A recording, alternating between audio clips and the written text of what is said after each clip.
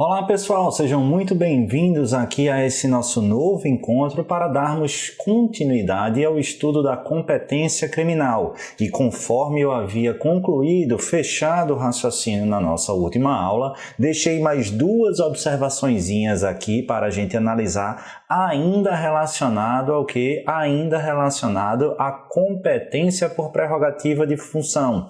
A gente estudou e eu pedi para vocês analisarem detidamente a tabela, a planilha anexada no material de vocês aí na área do aluno, com toda a divisão da competência existente calcada na Constituição Federal, e a partir desse estudo que demanda muito mais transpiração do que inspiração, a gente veio fazendo observações nada óbvias e importantes com cara de prova e esmiuçando os detalhes, para a gente não deixar os senhores e as senhoras exaustos, quase que não saía, exaustos. O que é que acontece? Eu deixei essas duas últimas observações, não menos importantes, ao contrário, extremamente importantes, para analisar efetivamente no nosso encontro e ato contínuo já adentrarmos na competência racionilócia, ou seja, a competência em razão do lugar. Sem mais delongas, volta aí no material de vocês na observação de número 8, que diz: a necessidade de autorização prévia da Assembleia Legislativa para o processamento e julgamento de governador por crime comum. Volta aqui para mim, olha. Perceba, lá naquela tabela já por mim mencionada, vocês já sabem que quem é competente para o julgamento de governador, em sendo caso de prerrogativa de função, é o Superior Tribunal de Justiça, é o STJ. No entanto, presta atenção aqui, por quê? Porque uma série de constituições estaduais passaram a prever, à semelhança do que ocorre no artigo 86 para o chefe do Executivo Federal, para o presidente da República, uma espécie de condição de procedibilidade. E que condição de procedibilidade seria essa, Pedro? Justamente a exigência da autorização prévia da Assembleia Legislativa, da mesma maneira, ou pelo menos de forma similar, ao que acontece para o presidente da República. Vocês sabem que nos crimes funcionais, ou seja, praticados no curso do mandato e vinculado a ele, o presidente da República ele pode ser sim processado, desde que, dentre outros requisitos, haja a autorização de 2/3 da Câmara dos Deputados. Será que é legítima a previsão na Constituição Estadual de regramento e condição semelhante para os governadores? A gente precisa analisar a escala evolutiva desse pensamento.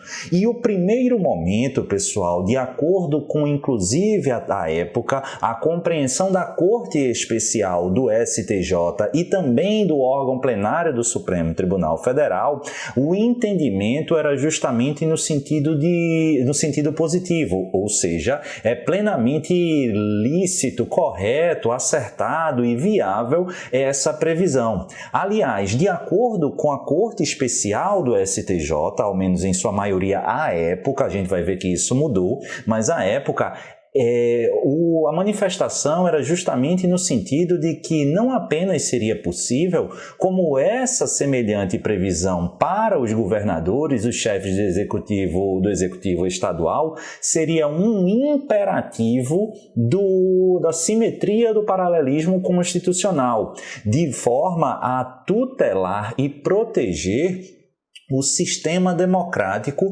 e a soberania do voto popular. Ou seja, é preciso dificultar e condicionar a persecução penal que possa, ao fim e ao cabo, tirar momentânea ou definitivamente um governador eleito pelo povo, pelo voto popular. Por quê? Porque senão poderia gerar um risco democrático, um perigo à soberania do voto indiretamente. justamente, já que a gente não quer que esse cara fique aí, a gente vai atuar através da persecução penal.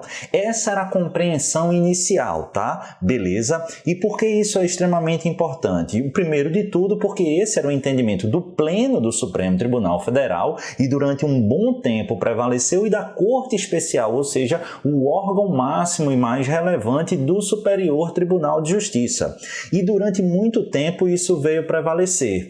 Só que em 2017, pessoal, a atual ou até então composição do Supremo Tribunal Federal viu que isso não fazia mais sentido. Se a ideia inicial era zelar pelo princípio democrático e, claro, pelo regime republicano, pela ideia da república, da coisa pública e da soberania do voto, estava havendo, na verdade, a concretização de um espírito de impunidade antirrepublicana. Como assim? No julgamento da ADI 5540 em 2017, os ministros se debruçaram sobre aspectos fáticos, empíricos e de dados. Afirmaram e verificaram, em especial o ministro Barroso, que desde 2003, salvo melhor juízo, cerca de 52 pedidos haviam sido feitos para as Assembleias Legislativas pelo STJ buscando essa autorização. E desses 52, se não me falha a memória, 36 não haviam sequer sido respondidos. 15 haviam sido negados e apenas um havia sido autorizado. Não sei se essa conta aí dá 52, mas os números eram esses. 36 dos pedidos sequer foram respondidos, 15 foram respondidos, mas com negativo, e apenas um for autorizado, denotando justamente esse espírito antirrepublicano e antidemocrático. Criou-se não uma condição, mas um escudo protetor para a impunidade desses gestores, desses governantes. E é justamente com base nesse pano de fundo que o Supremo Tribunal Federal modifica sua orientação para, se o antes admitido espelhamento nas constituições estaduais era agasalhado na Suprema Corte, e hoje não mais. E o entendimento que eu quero que vocês anotem aí é que atualmente a exigência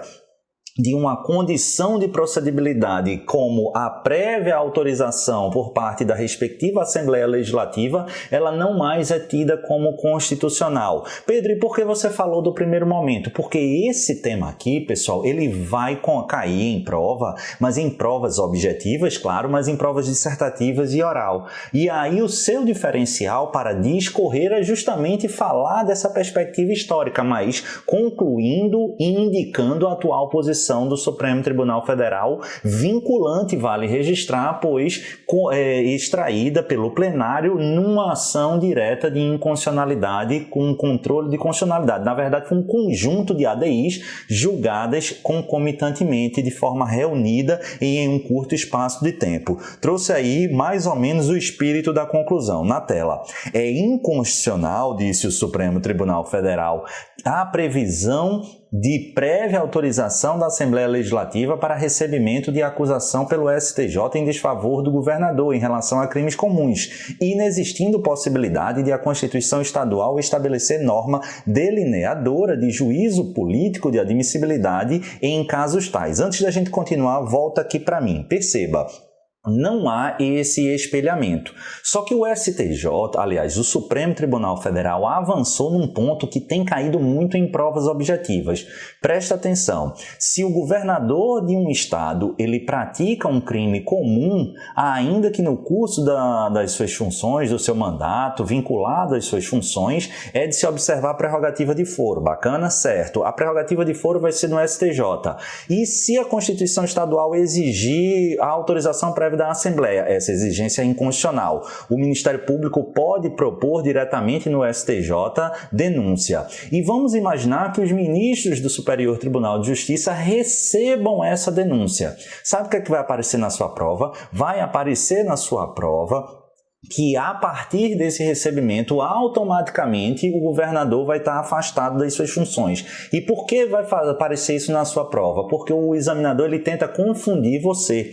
Por quê? Porque em relação ao presidente, quando você vai estudar lá no artigo 86 da Constituição Federal, se não me falha a memória, aponta justamente que autorizado pela Câmara, 2/3, o Supremo, por 2/3 da Câmara, o Supremo vai analisar o recebimento. E se recebeu a denúncia em desfavor do presidente naquelas situações, o presidente automaticamente ele vai estar afastado do cargo por prazo de até 180 dias. E aí o examinador ele tenta colocar isso, fazendo uma confusão na sua cabeça, mas tratando de governadores, quando é equivocada. Ou seja, primeira conclusão, pela terceira vez vou repetir, pode a exigência de prévia autorização pela Assembleia para processar o governador nos casos de crime comum no exercício do seu mandato? Não, isso é inconstitucional. Já foi autorizado, já foi possível, já foi admitido, hoje não mais. A ação direta de inconstitucionalidade 5540 desde 2017, beleza? Bacana? Só que e se houver a propositura da denúncia e se houver o seu recebimento, vai gerar automaticamente o afastamento do cargo? Não. É possível até gerar o afastamento do cargo, mas como uma medida cautelar autônoma que deve ser específica e exaustivamente fundamentada. Até porque, lembre que você vai estar rompendo com a vontade popular e você precisa justificar com base nos elementos de cautelaridade. Bacana? Então, prossegue aí no que o Supremo disse nesse sentido no próximo slide. No entanto, continua o Supremo, eventual recebimento da peça acusatória não implica automático, destaca o automático aí, afastamento das funções. Também aí ó, o julgamento de todas essas ADIs no mesmo sentido, 4777, 4674, 4362 e assim sucessivamente. Por quê? Volta aqui. Porque é possível o afastamento, só que esse afastamento ele não se dá automático, de maneira automática, é preciso fundamentação específica para tanto. Bacana? Esse tema é lindo para cair em prova e muita gente se embanana. Bacana? Tranquilo? Anotado, vamos avançar porque eu já tô doido para terminar esse tema de prerrogativa de função, mas eu não posso fazê-lo antes de abordarmos a nona observação, também muito controversa e muito interessante para cair numa prova de segunda fase ou mesmo numa prova oral. Se refere efetivamente ao vereador. Vamos imaginar que a Constituição do seu estado, ela preveja em seu texto a prerrogativa de foro para todos os vereadores dos municípios daquele estado, do seu estado. Isso é possível? Isso é constitucional? Pessoal, presta atenção. Por quê? Porque a gente aqui vai ter alguns problemas e problemas que demandarão muita atenção e acompanhamento de nossa parte. Primeiro, a jurisprudência é muito fluida, é muito controversa, você vai encontrar entendimento em ambos os sentidos e para piorar tudo, faz um bom tempo que o Supremo Tribunal Federal e o STJ, eles não se debruçam sobre essa questão, ou seja, a gente está falando de julgados controversos e julgados relativamente antigos e, como eu disse, das duas posições, você vai encontrar no Supremo Tribunal Federal, por exemplo, o recurso extraordinário que eu coloquei aí no material de vocês, na tela, o RE 464-935 lá do Rio de Janeiro. Mas de outra sorte, no próprio Supremo Tribunal Federal, volta aqui, a gente tem uma medida cautelar, a da ADI 538, aliás, 558, também lá do Rio de Janeiro, em sentido oposto, dizendo que não é possível essa previsão de prerrogativa de foro para o vereador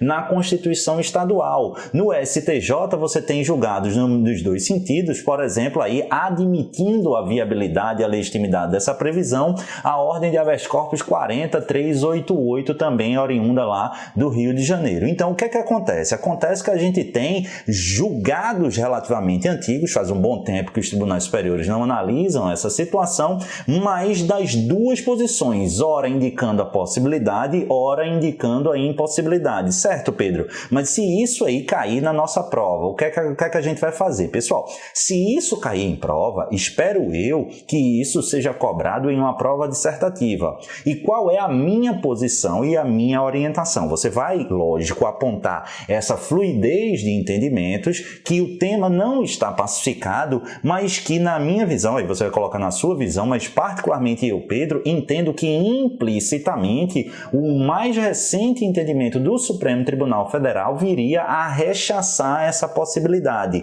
ainda que isso seja uma interpretação extraída e indireta do julgado que eu comentei com vocês da ADI 2553 lá do Maranhão. Lembra que eu falei da ADI 2553 que fundamentalmente ele resgatou o entendimento da lógica da simetria e do paralelismo constitucional, indicando que o constituinte estadual ele não teria plena legitimidade e absoluta possibilidade de trazer previsões múltiplas e mais abrangentes de situações com prerrogativa de foro. Eles poderia trazer, desde que espelhando a lógica da simetria.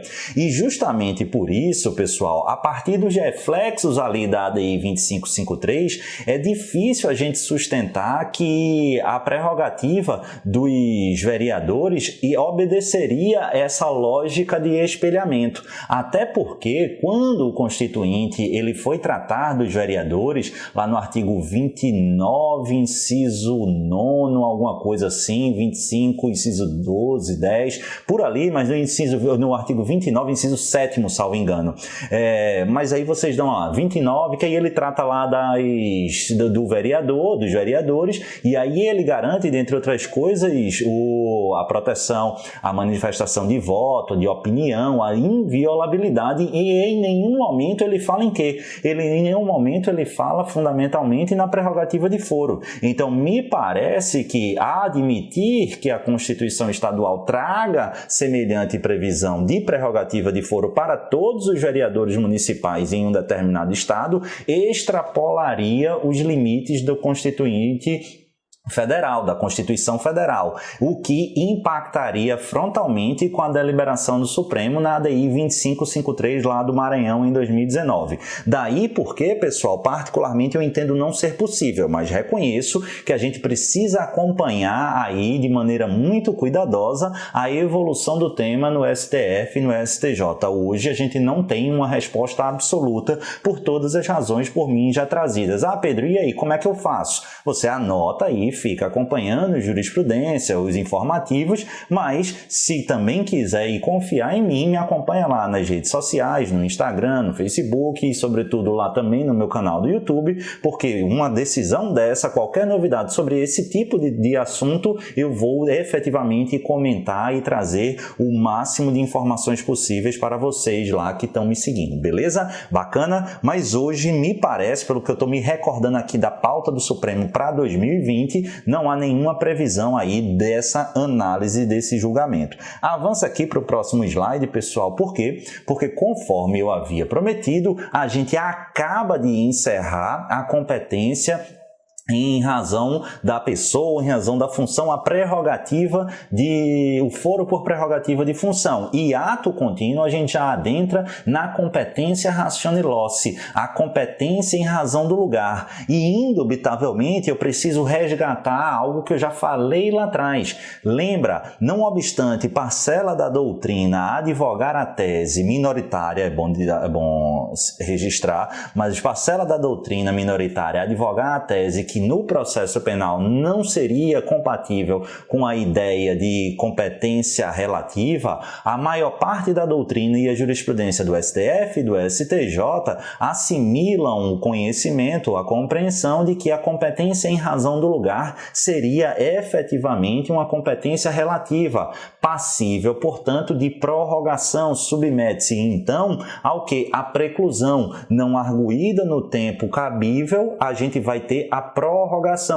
O juiz, que inicialmente não seria territorialmente competente, ele passa a ser competente se a parte não arguir e, portanto, gerar a prorrogação. Algo que não acontece, gerando vício de natureza absoluta e de ordem pública nas competências absolutas. Bacana? Tranquilo? Aqui a gente teria, portanto, eventualmente uma nulidade relativa. Ah, Pedro, então se é uma competência relativa, eu não preciso prestar atenção, não. Claro que não. A ideia de competência relativa e absoluta serve para a gente ter parâmetros de classificatórios, mas para fins de importância prática e, sobretudo, claro, para fins de prova de concurso, estudar a competência Ratio-Loci é tão ou até mais importante do que as demais. Isso aqui despenca em prova de concurso. Bacana? Compreendido isso e identificada essa importância, vamos avançar para apreciar tudo aquilo que de mais importante nós temos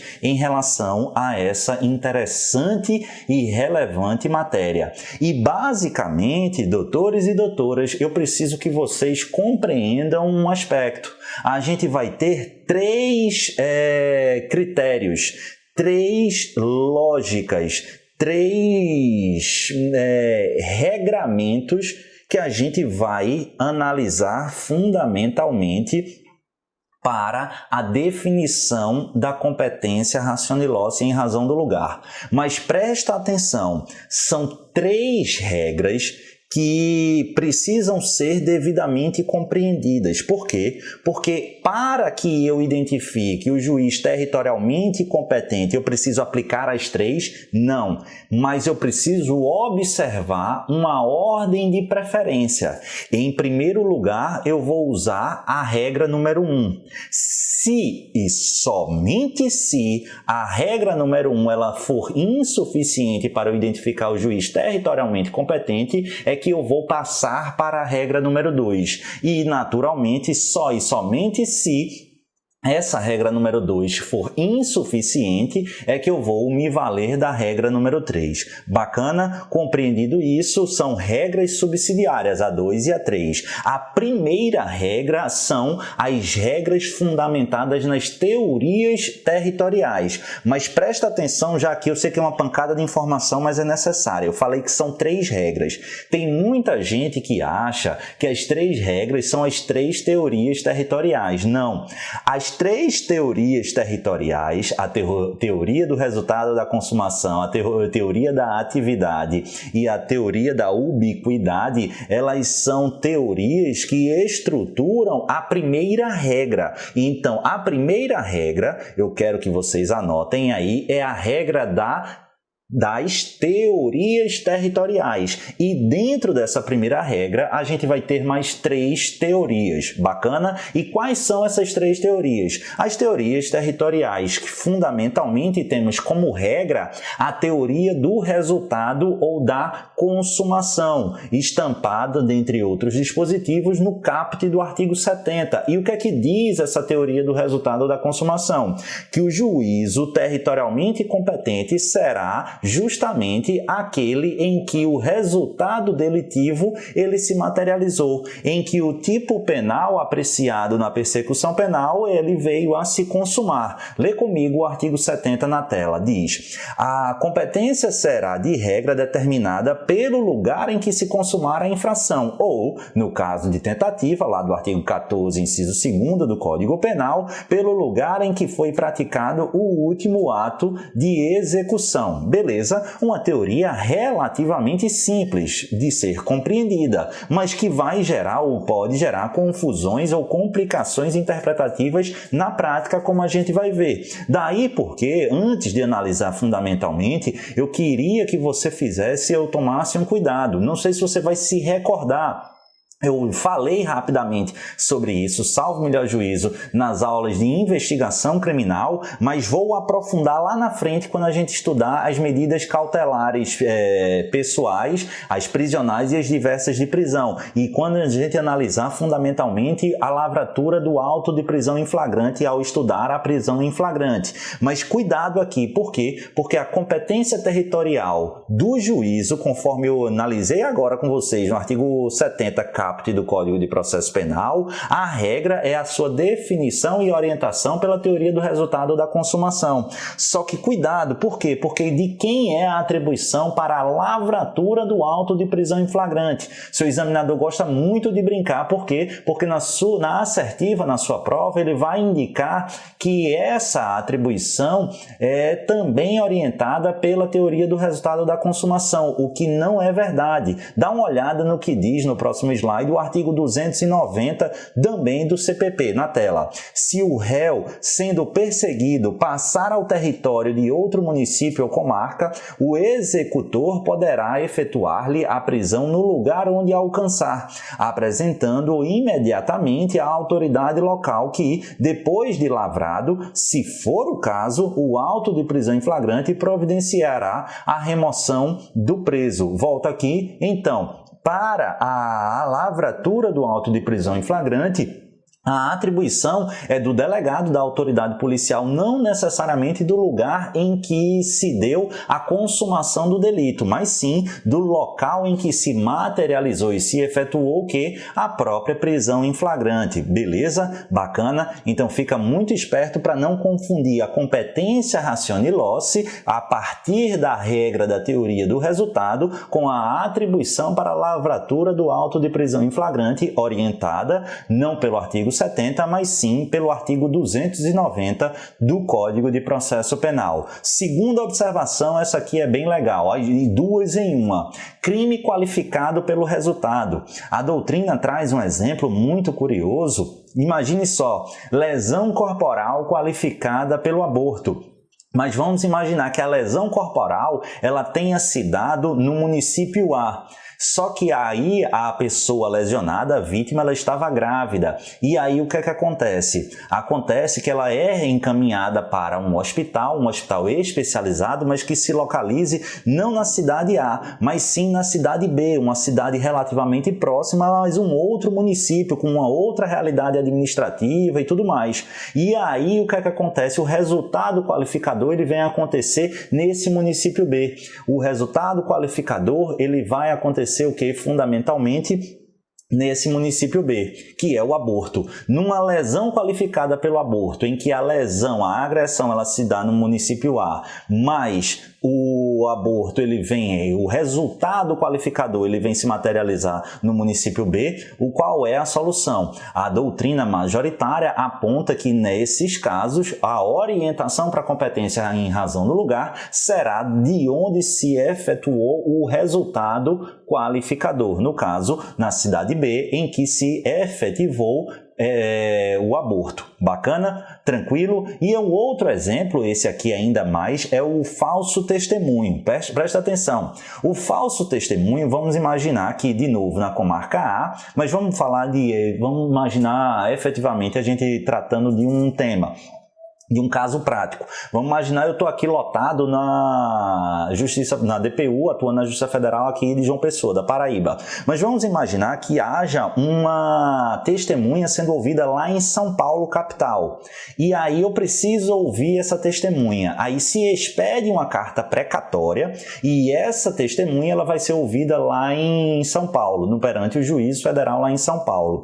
Nesse caso, se essa testemunha mentir e praticar, portanto, falso testemunho, de quem será a competência para o julgamento desse outro crime de falso testemunho? Vai ser o juízo de São Paulo, territorialmente competente. Apesar do juízo titular desse processo em que se deu a mentira, o falso testemunho, ser aqui em João Pessoa, o crime ele se materializou lá em São Paulo, perante o juízo de São Paulo. Bacana? Agora fique esperto, porque essa é a lógica da carta precatória. Vamos imaginar, e aqui esse exemplo é bem curioso e aí não tem precedente, pelo menos que eu conheça e que me recorde dos tribunais superiores, é a lógica da videoconferência.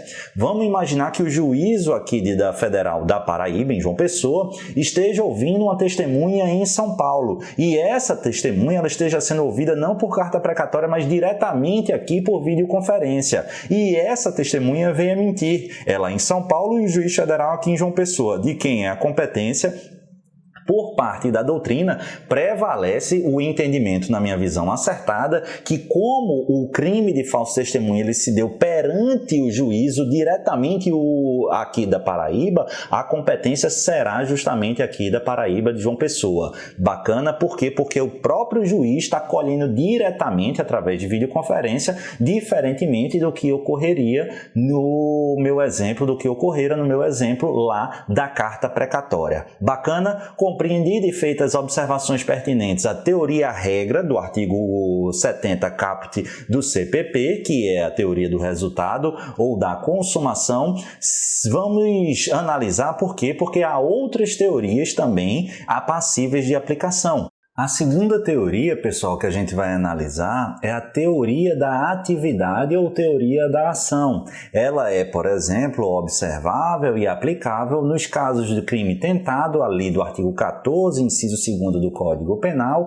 e também, e isso aqui cai muito em prova, no caso dos juizados especiais criminais. Por quê? Porque o artigo 63 da Lei 9.099 de 95, ele prevê o quê? Na tela, a competência do juizado será determinada pelo lugar em que foi praticada a infração penal. Volta aqui para mim. Compara a estrutura desse artigo 63 com o caput do artigo 70 do Código de Processo Penal. O que nós temos? Nós temos, claro, que nas situações em que vamos observar do procedimento comum sumaríssimo, aquele orientado pela Lei 90/99, aplicável para as infrações de menor potencial ofensivo, a regra será não a teoria da consumação ou do resultado, mas sim a teoria da ação ou da atividade. O local do competente territorialmente será o da atividade, o da ação, independentemente de onde tenha acontecido a consumação. O importante é onde é efetivamente praticada a conduta. Só que presta atenção aqui, pessoal, olha, porque essa teoria da atividade, ela terá uma aplicação excepcional também nos procedimentos comuns, ordinário ou sumário. Ou seja, para os crimes que não se qualificam como infração de menor potencial ofensivo. É a ideia cunhada pela doutrina e agasalhada pela jurisprudência das cortes superiores da teoria ou princípio do esboço do resultado. Ela é admitida tanto no Supremo como no STJ. O que está por trás da teoria ou princípio do esboço do resultado, que culmina com a aplicação e observância da teoria da ação ou da atividade para fins de designação da competência territorial, é justamente a primazia da colheita probatória. Por quê? O melhor exemplo que a gente tem é um crime de homicídio.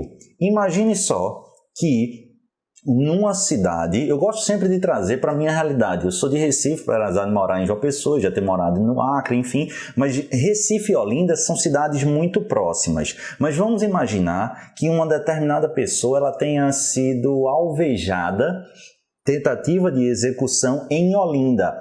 Chega o aparato médico e leva para hospitais de referência na capital pernambucana, em Recife, e 2 dias depois de internação, essa pessoa que for atacada, ela vem a efetivamente falecer, morrer.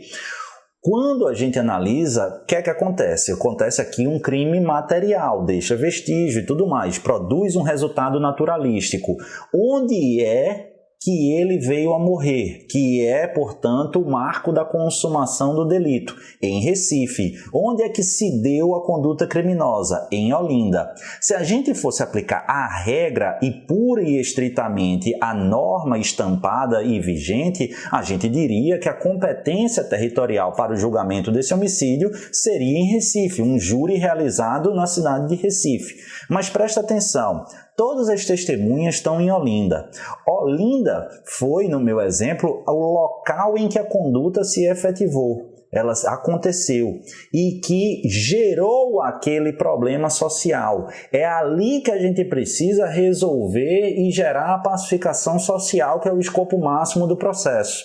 Seria a melhor maneira, a melhor saída deixar isso para Recife, deixar essa competência para Recife? Então, tanto com o viés ou com a perspectiva de fomentar e potencializar a pacificação social, mas sobretudo visando a facilitação, a maior facilidade de colheita probatória, os tribunais superiores vêm entendendo que nessas situações limites, como por exemplo do homicídio, em que o local em que o resultado adveio só foi por coincidências ou de passagem, a gente pode flexibilizar a competência territorial. E em razão da teoria do princípio do esboço do resultado, a competência territorial será do local da atividade, no meu exemplo, em Olinda. Bacana? A gente tem a regra, que é a competência fixada, territorial, fixada pela teoria da consumação ou do resultado. Mas a teoria ou princípio do esboço do resultado vem a flexibilizar doutrinária e jurisprudencialmente a regra estampada no Código de Processo Penal, no artigo 70 caput, para indicar a competência territorial nessas situações com base na teoria da ação ou da atividade. Isso é lindo para cair em prova. Bacana? Tranquilo? E por fim, a terceira teoria para a gente acabar aqui e esmiuçar a nossa primeira regra, a terceira teoria, que é a teoria da ubiquidade. A gente vai observar a teoria da ubiquidade fundamentalmente naqueles chamados crimes à distância ou crimes de espaço máximo. Não confundir os crimes à distância ou de espaço máximo com crimes plurilocais. O crime plurilocal qual é? É aquele que a conduta se dá dentro de um estado da federação, mas o resultado ele vem a acontecer em outro. Há uma multiplicidade, uma pluralidade de locais, de estados envolvidos dentro da federação em relação à conduta e resultado. E o crime à distância, a ideia é parecida, só que ao invés dessa multiplicidade, dessa pluralidade de estados dentro da federação, são de países. A conduta se dá aqui no Brasil e o resultado em outro país, ou o inverso, a conduta se deu em um outro país, mas o resultado aconteceu ou deveria acontecer aqui no Brasil. Nessas situações nós teremos o quê? Teremos um crime à distância ou um crime de espaço máximo. E por que esse conceito é importante? Porque nesses casos em que a conduta se dá num país e o resultado se dá em outro, ou o contrário, o que é que a gente tem? A gente tem, para fins de fixação da competência territorial, o que? Justamente a teoria da ubiquidade, definida no parágrafo 1º do artigo 70. Lê comigo na tela.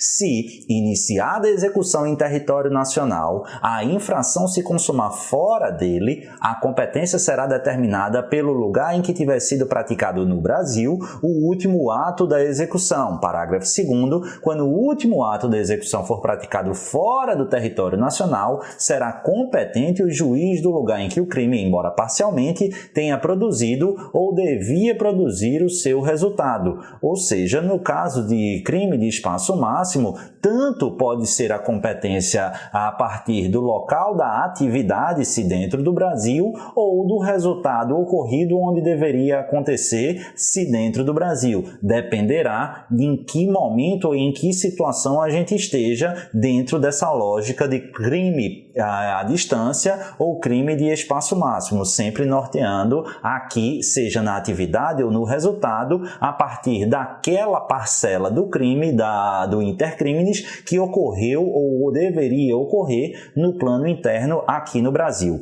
Bacana? Tranquilo? Vamos avançar comigo, por quê? Porque eu tratei de 3 teorias, todas vinculadas à teoria ou à lógica da territorialidade, das teorias territoriais. Só que vamos imaginar, pessoal, que essas 3 teorias, seja indo de trás para frente, da ubiquidade, da ação da atividade ou da consumação do resultado, elas não sejam suficientes. Por quê? Porque eu não sei onde efetivamente aconteceu o delito, eu não sei onde é que ele se consumou ali numa zona limítrofe limítrofe entre o município A e B, eu não sei exatamente se aconteceu numa cidade ou em outra, enfim, eu não consigo solucionar. Aí o que é que acontece? Eu tenho a regra principal, que seria a aplicação dessas teorias territoriais, mas se elas forem insuficientes, aí eu vou passar para a segunda regra. Mas presta atenção àquilo que eu orientei, eu só vou para a segunda regra se a primeira, as teorias territoriais, elas não forem suficientes para a definição do juízo territorialmente competente. Bacana? Não sendo, eu vou para a segunda teoria, para a segunda regra. E a segunda regra, ela é vinculada ao domicílio do réu. Pelo amor de Deus. Por quê? Porque o ranço do processo civil faz com que você entenda sempre que é a vítima, o domicílio da vítima com o elemento de definição da competência territorial, mas aqui é diferente, a gente olha para o réu, tá? Pelo amor de Deus, não vai esquecer disso.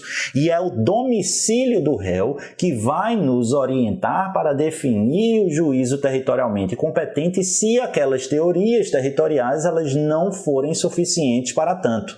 É a ideia, por isso, que trazida pela doutrina de que estamos aqui diante de um foro supletivo ou um foro subsidiário. Por quê? Porque essa segunda regra, repetindo aqui, ela vai ser apenas utilizada em caráter subsidiário, subsidiariamente, supletivamente, caso a primeira, por nós estudada, das teorias, não for suficiente. Agora, fica muito esperto, por quê? Porque você não pode confundir foro supletivo ou foro subsidiário, que é o domicílio do réu, conforme a gente disse, com foro de eleição, esse previsto no artigo 73. Antes de ir para o foro de eleição, vamos ler aí rapidamente no seu material o sustentáculo normativo da teoria, ou melhor, da regra do domicílio do réu. Na tela, artigo 72. Não sendo conhecido o lugar da infração, ou seja, não sendo o caso de aplicação da primeira regra, aquela calcada na lógica das teorias territoriais, a competência regular-se-á pelo domicílio ou residência do réu. Esse é o foro supletivo subsidiário. Pedro, mas e o foro de eleição? Ele está no artigo 73, que diz o seguinte, na tela, nos casos de exclusiva ação privada, então presta atenção, volta aqui, foro de eleição somente vai estar vinculado à ação privada, pelo amor de Deus. O querelante poderá preferir o foro do domicílio ou da residência do réu, ainda que conhecido o lugar da infração. Basicamente, esse artigo 73, ele traz o quê? Ele traz uma exceção à teoria do resultado da consumação. Vamos imaginar que eu tenha sofrido um crime de injúria na cidade de João Pessoa. Só que quem é que praticou esse crime de injúria? Foi um conhecido que mora em Campo Grande, Mato Grosso do Sul. Se eu quiser entrar com uma queixa-crime, uma ação penal privada, já que esse crime contra a honra desafia a ação penal privada, eu posso me valer de qual teoria? A primeira regra, a teoria do resultado, ele foi consumado aqui em João Pessoa, eu posso ajuizar, mas se preferir, é foro de eleição, eu querelante, vítima, na ação penal privada, eu posso optar por ajuizar direto onde esse réu mora, ou seja, no meu exemplo, lá em Campo Grande, Mato Grosso do Sul. Bacana? Tranquilo? Isso é foro de eleição e o artigo 73, ele cria uma potencial exceção à regra territorial da teoria do resultado da consumação. Bacana? Tranquilo? E explicado isso, vamos para a terceira regra. Se ainda assim, pessoal, essa regra do domicílio do réu, ele não for suficiente, a gente tem uma terceira e, mais uma vez, subsidiária regramento, que é a prevenção. Aí, nesse caso, se eu não consigo definir o juiz territorialmente competente com base nas teorias territoriais, não consigo com base porque eu não sei onde o réu mora, onde tem residência, não tem domicílio, aí eu vou me valer da prevenção. Essa é a terceira regra, que somente vai ser utilizada se as duas outras não forem capazes de gerar a definição da competência territorial. Bacana? Tranquilo? Alguns cuidados especiais sobre isso a gente vai ter. E quando eu falo sobre isso, claro, estou falando da competência territorial. Por quê? Porque presta atenção, e aqui vai ser basicamente leitura de alguns dispositivos importantes, tá? Porque a gente também não investir tanto tempo e quando cai em prova, cai em 99% das vezes a literalidade da lei. Presta atenção, quando o crime for praticado no estrangeiro, e aqui, claro, eu estou falando na competência, ou nos crimes praticados no estrangeiro, quando a gente for observar a aplicação extraterritorial da lei penal brasileira, naqueles casos regulados pelo aquele chatíssimo artigo 7º do Código Penal, que ainda bem não é matéria minha, vocês estudam lá com os professores de direito penal, que é um dos motivos que eu não dou essa aula da parte inicial aí de direito penal. É muito importante, só que eu acho que é o dispositivo mais chato da área criminal de ser estudado, esse artigo 7º. Eu particularmente odeio e era o meu maior temor na época que eu estudava para concurso. Odiava umas regras que não fazem sentido, não entravam na minha cabeça, mas ainda bem que isso não me pertence, é problema de vocês. Brincadeiras à parte, vamos lembrar que o crime praticado no estrangeiro, quando eu falo aqui, claro, quando for caso de aplicação extraterritorial da lei penal brasileira, aí a gente vai observar, dentre outros dispositivos, o artigo 88 na tela. No processo por crimes praticados fora do território brasileiro, será competente o juízo da capital do estado onde houver por último residido o acusado. Se este nunca tiver residido no Brasil, será competente o juízo da capital da República. E isso aqui, pessoal, volta aqui, tanto se o crime for de competência da Justiça Federal como estadual, tá? Aí, se for estadual, aí o cara nunca tiver morado aqui, vai ser lá no DF, no Distrito Federal, mas perante um juiz lotado no TJDFT. Se for no âmbito federal, aí a gente precisa analisar. Se ele já tiver morado aqui, vai ser na capital do último estado em que ele residiu, que ele tiver morado. Se ele nunca tiver morado aqui, aí a gente vai lá para a Justiça Federal localizada no DF. Avança aqui comigo porque a gente tem esses outros dispositivos para vocês analisarem quando o crime se der a bordo de navios ou aeronaves e for caso, claro, de aplicação da lei penal brasileira. Vou lá ler rapidamente aqui, mas esse quarteto de dispositivos você precisa ler, reler e ler novamente, destacando. Se você compreendê-los com segurança, você acerta a imensa maioria das questões de prova que exigem esse conhecimento aqui. Artigo 89, 88, 89, 90 e 91. 89. Os crimes na tela. Os crimes cometidos em qualquer embarcação nas águas territoriais da República ou nos rios, lagos fronteiriços, bem como a bordo de embarcações nacionais em alto mar, serão processados e julgados pela Justiça Primeiro Porto Brasileira em que tocar a embarcação após o crime ou quando se afastar do país pela do último em que houver tocado. Artigo 90. Os crimes praticados a bordo de aeronave nacional dentro do espaço aéreo correspondente ao território brasileiro ou alto mar ou a bordo de aeronave estrangeira dentro do espaço aéreo correspondente ao território nacional serão processados e julgados pela Justiça da comarca em cujo território se verificar o pouso após o crime ou pela comarca de onde houver partido a aeronave. E, por fim, o artigo 91 diz que quando incerta e não se determinar de acordo com as normas estabelecidas nos artigos 89 e 90, a competência se firmará, mais uma vez, pela prevenção. Compreendido isso, Pedro, eu já tenho segurança, só fique esperto, pessoal. Por quê? Porque você precisa saber esses artigos 89, 90 e 91 para saber a competência nos casos de crimes praticados a bordo de navios ou aeronaves, lembrando aqui que nessa circunstância teremos competência da Justiça Federal, a gente já estudou isso lá quando a gente estava estudando justamente a competência da Justiça Federal, mas o que vai cair na sua prova, além da literalidade exigida aqui na compreensão desses dispositivos, é uma questão um pouco mais, não vou dizer difícil, mas um pouco melhor elaborada, é sobre o direito de passagem inocente. No próximo slide. Direito de passagem inocente, pessoal, basicamente é o quê? É uma ideia que está estampada no artigo 3º da Lei 86.17 de 93. Vamos imaginar que um navio particular de bandeira italiana esteja passando no mar territorial aqui do Brasil. Não mais em águas internacionais, ele já está dentro do território brasileiro na sua parte de mar, na sua porção aquática de mar. E aí, o que é que acontece? Você sabe, se eu tenho uma bandeira italiana, um navio estrangeiro, mas é um navio particular que está internamente aqui no Brasil, o crime cometido nele é considerado um crime praticado no território nacional. E a regra será a competência da Justiça brasileira para processar e julgar esse crime ali estampado, esse crime ali praticado, certo? Anotado e assimilado isso, salvo se esse navio ele não tiver adentrado no território brasileiro via mar com a pretensão de se estabelecer minimamente, mas apenas por quê? Porque na sua rota inicial de passagem,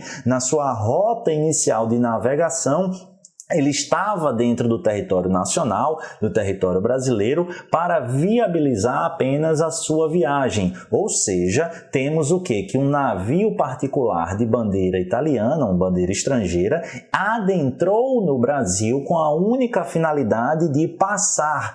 É isso que se chama o direito de passagem inocente. Se isso estiver sendo observável, há aqui justamente uma abertura de mão, por assim dizer, do Estado brasileiro em relação à sua soberania, dizendo, olha, em razão, inclusive, de acordos e normas internacionais, aí vários países adotam esse direito de passagem inocente, eu não tenho nada a ver com isso. Mesmo sabendo que o crime, em tese, pela minha lei, ele foi cometido dentro do meu território nacional, como era apenas uma passagem, aqui eu não vou falar nada e aí vocês que se virem. Essa é a ideia. Então fique esperto aí no que é esse direito de passagem inocente e como ele terá reflexo na própria exceção da aplicação daquelas regras do artigo 89 e 90 do Código de Processo Penal por nós já estudado. Bacana, pessoal? Tranquilo? Minha gente, concluímos uma boa parte da competência territorial, da competência racionilócia.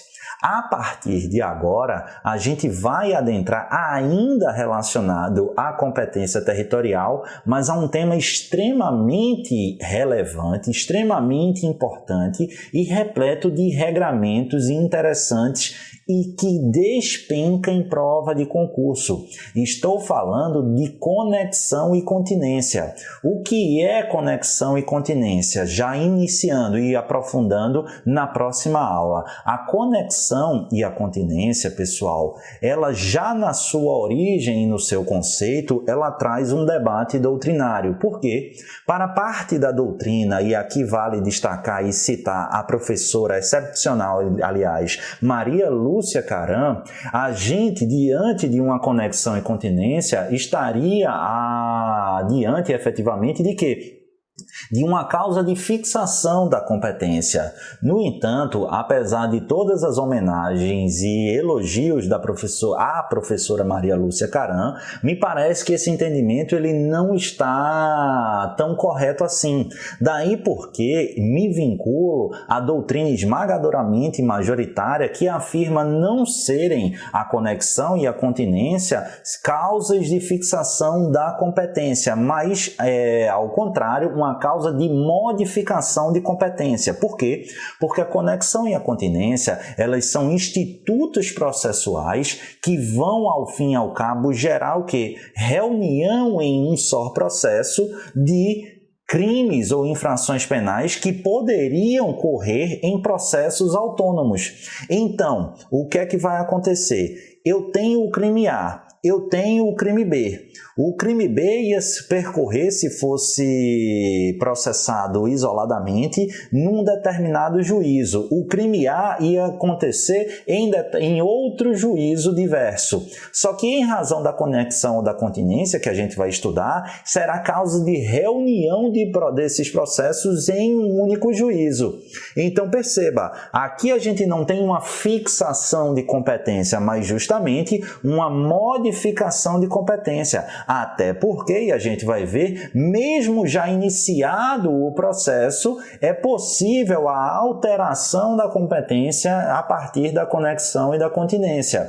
Lógico, o limite vai ser a sentença prolatada, mas tudo isso a gente vai ver no próximo encontro. O que eu quero que vocês já entendam é que a conexão e a continência, elas são fundamentalmente causas de modificação da competência e não causas de fixação dessa mesma competência. Bacana? Tranquilo? E aí a gente vai estudar segmentadamente a conexão e a partir da conexão todas as suas classificações e subclassificações de maneira bastante exaustiva e posteriormente a gente vai estudar a continência, que é bem mais simples. Conexão, pessoal, eu já vou dar a definição aí para vocês, mas volto para a gente aprofundar as suas espécies e subespécies, exemplificando cada uma delas no próximo encontro, mas já tenham aí que a lógica primária da conexão é aquilo que eu aponto como lógica plurima objetiva. Quando eu falar em conexão, a primeira coisa que você precisa ter em mente é que eu estou diante de 2 ou mais delitos. Não tem a menor chance de ser um crime único. Até por isso, a gente vai ver, não há sentido algum em falar em conexão no crime de rixa, porque apesar da multiplicidade de agentes criminosos, a rixa é considerada na doutrina como um crime único. A gente vai observar que a rixa, ela faz sentido para a continência, mas de passo a passo, para a conexão, eu preciso de uma lógica plurima objetiva. Fundamentalmente, se eu falar em conexão, eu vou falar justamente em 2 ou mais delitos sem exceção. Por isso, eu trago a seguinte definição na tela. Conexão nada mais é do que a interligação entre 2 ou mais delitos, trata-se, portanto, de uma lógica plurima objetiva e que, por isso, serão julgados em processo único. Presta atenção que a conexão e também a continência, elas são aplicáveis à situação de competência territorial, fundamentalmente porque ela é uma competência relativa, passível de prorrogação. A gente viu lá desde das primeiras aulas que uma competência absoluta ela não prorroga e, portanto, não há que se falar em continência ou conexão de uma competência absoluta. Ela vai incidir efetivamente apenas nas competências relativas. Bacana, conforme eu havia prometido. Na próxima aula eu volto tratando das modalidades de conexão e aí, após explicar cada uma delas, exemplificando, a gente avança para a continência e já avança aí para o foro prevalecente. Não sei se a gente consegue acabar o nosso módulo, eu vou tentar acabar o módulo na próxima aula, mas se não der, a gente tem mais um encontro para fechar, mesmo que esse encontro seja menorzinho. Bacana? Tranquilo? Um beijo no coração de todos, fiquem com o Papai do Céu e até o próximo encontro. Valeu, pessoal!